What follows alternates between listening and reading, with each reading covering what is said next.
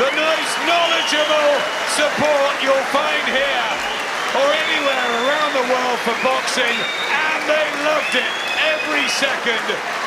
These two, Cedrick Peynaud and Conor Benn, have delivered an absolute classic.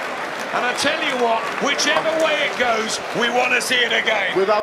This was a crazy-ass fight. Now, I'm interested to see the cards because, in my opinion, just like this, I agree with those cards. Now, this is a 6-round fight. So, therefore, it should be relatively easy to score. Conor Benn was down twice in the first round. You know, then he got a knockdown in the 5th round, and the 6th round he got a knockdown. So, in my opinion, it should be a draw. You know, put it this way. This is on the undercard of Katie Taylor fighting for a world championship against Jessica McCaskill. Now, it's taking place on a Wednesday, and so far it's a pretty good card of up-and-coming Eddie Hearn prospects, kind of like a showbox card in the United States. TstreeT Controversy. This is TstreeT Controversy Live. I cover every single major fight live. And this fight right here stole the show because Conor Benn looked like he was on his way to get stopped. And even though he fought back to get himself likely a draw, it's looking like he has some issues defending against the right hand. Because this guy right here, I forgot how to pronounce his first name, but last name, Peynaud, a Frenchman, just kept clocking him with the overhand right. You know, and they were clean shots. So you have to wonder, you know, if it was better competition, how would Conor Benn do? So this fight could very well be a draw. Let me turn the sound up. Will we see it again? We hope so. That was fabulous. We're going to talk about if the fight will probably happen again. Ladies and gentlemen, after 6 rounds of boxing, referee Bob Williams would like you to show your appreciation one more time for an incredible contest. What a great fight! 6 rounds of boxing in the scorecards read. For Peynaud, 54 points. For Benn, 57 points. He remains undefeated. Your winner, Conor Benn! By 3 points. Well, that is wide, and it is not what Tony or I think Johnny or Darren felt. And I think that's harsh on Cedrick Peynaud, Tony. I do think it's harsh, Adam, but listen, like I said, it all on the interpretation of how everyone saw that 3rd round. You know, that's how I felt, you know, and I could easily have gave that to Conor by 1 round. I could have given it by 2. It just depends how you see the 3rd round. Did he give the last round to Conor 10-7? Conor Benn keeps his unbeaten record intact. It's 11 wins. I wonder if he thought he won it. It was so close. It was so tough. He's with Andy. Conor, congratulations. You've stayed undefeated. You've climbed off the floor to beat Cedrick Peynaud. Were you confident that you had done enough there? I don't know, it was half-half. I said I don't remember what I do in fights, you know, so I can't remember what happened. You know, massive learning experience. You know, I come back from it and learn from it. I think the only thing I showed in that fight was that I had heart. I don't know what happened tonight, you know, it's one of them things, you come on and you bounce back stronger. You know, when I done my draw, I come back better, and I learned from this. I'm only 21 years old, and, you know, I went through the trenches, which half the novices don't do. After my 2nd fight with Luke Kelleher, it was a state, an absolute mess. I went to the changing room and cried, but you know what, I come back better, and that's what I'll do from this. It's only learning. It was an absolute roller coaster of a fight. I know you say you can't remember all of it. Do you remember what happened in the 1st round with the 2 knockdowns? You seemed to get caught square. Yeah, I got hit, and it was just, I didn't feel it. You know, I got back up and I thought, wait, mate, that's new. Do you know what I mean? It don't happen in sparring, so I dealt with it. I think I dealt with it all right. You know, I don't walk out here with my head high. You know, it's just another learning experience, and that's it. You can't test heart. You know, all these fighters that come on, you can't test heart. You've either got it or not. What I was doing in there weren't professional. It weren't calculated. You know, but I showed heart. That's all I can say. Did the game plan go out the window after that 1st round? Some titties on Instagram. Yeah, I didn't know what I was doing. I went in there off fighting instinct rather than sitting down and listening to tone. It was a new experience that I'll learn from. You had him on the floor twice. Had the fight gone on as an 8-rounder or just 30 seconds left in that 6th round, do you think you could have stopped him? Listen, it could have gone 12 and it would have taken him a lot more to stop me. No, for you to stop him, did you think that you could stop him? Yeah, definitely. I don't see why not. I was all right. I was doing all right. I felt all right in myself. I just would have dug in deep and carried on. That was an absolute war. How much time out do you think you need over the Christmas period? When do you want to be back? Look, you know, it's whatever my trainer reckons, and my promoter. June. Yeah, I'm gonna need that time to learn as well. You know what I mean?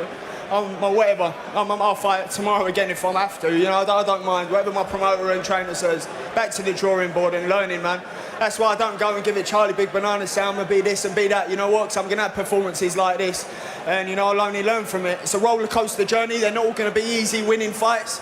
I'm gonna make mistakes like I did. Everyone thought I was gonna knock down this opponent. It's just gonna happen. It's gonna happen. But you know what? I will win. Did you know that you had that heart in you, though? You say you can't teach heart. Did you always know that when your back's to the wall that you could get out of that situation? Yeah, my second fight, as I said, my second fight, I was like, this ain't for me. This is not for me. That's genuinely what I thought. Hand on heart, after my debut at the O2, packed O2, I sat down after my second fight and said, this ain't for me.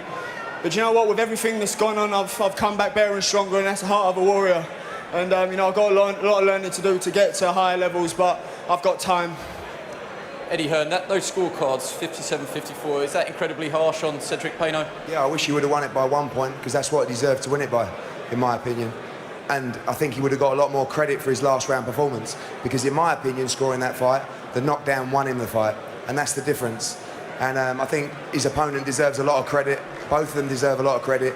I've never seen a fighter go from so sharp to so flat in 2 performances in Conor Benn. It was like watching a different fighter. And sometimes maybe, you know, we get these fighters out as often as we can. They're learning all the time. He's flown to America, he's come back. Maybe he's overtrained, because that's what it looked like to me.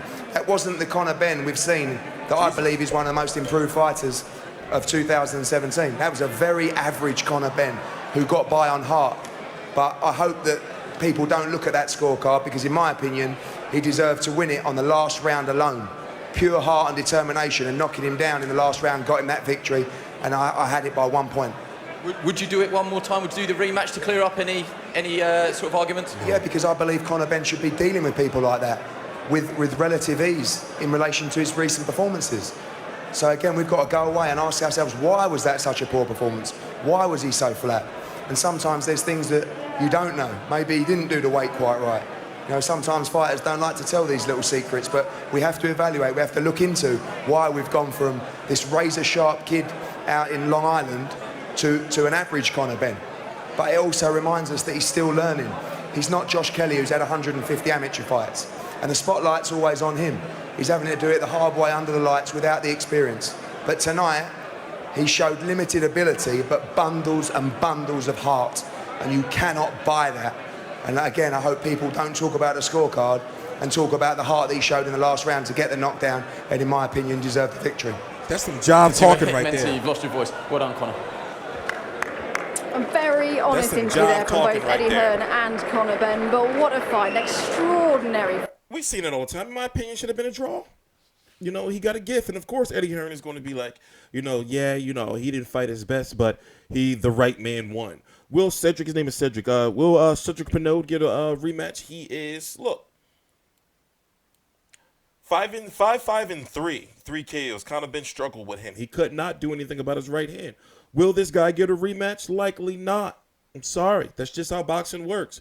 Remember when Luke Campbell lost to Yvonne Mendy, and Eddie Hearn was talking that jive about how, you know, like, yeah, we're going to fight Yvonne Mendy again. Never did. Never happened. You know? If they fight this guy again, I would be surprised. So they're saying they're going to be coming back in June. For him to be on a layoff like that, it's December. For him to come back in June and not March or April, it's like, okay, you know, they're dialing him back a little bit. But will it be against this guy?